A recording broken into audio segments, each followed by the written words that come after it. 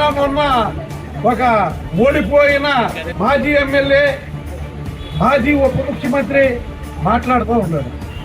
శిలా ఫలకాలు పగలగొట్టేశారు, అది ఇది అని. ఆ శిలా ఫలకాల మీద నీ బొమ్మ ఉన్న మూలాన్ని పగలగొట్టేదేమోనని నేను అనుకుంటున్నాను.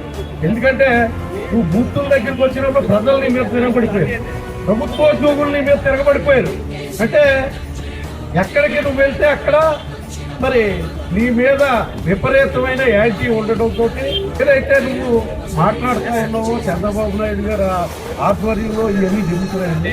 నువ్వు అసలు మంత్రిగా ఉన్నావు, ఏం చేసావో నీకు వానమాలు వచ్చో లేదో కూడా నాకు అర్థం కావడం.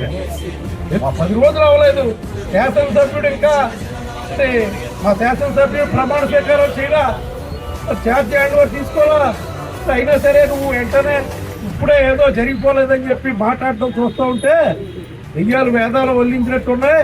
కృష్ణానుసారం కొవ్వెక్కింది ఇవి అని మా నాయకుల్ని మాట్లాడితే వాళ్ళని మేము కంట్రోల్ చేయలేము. ఎప్పుడొకప్పుడు మీకు శాస్తి జరుగుతుందని చెప్పి ఈ సభాముఖంగా తెలియజేస్తూ ఇంకా ప్రజా జీవితానికి నువ్వు పనికిరావు.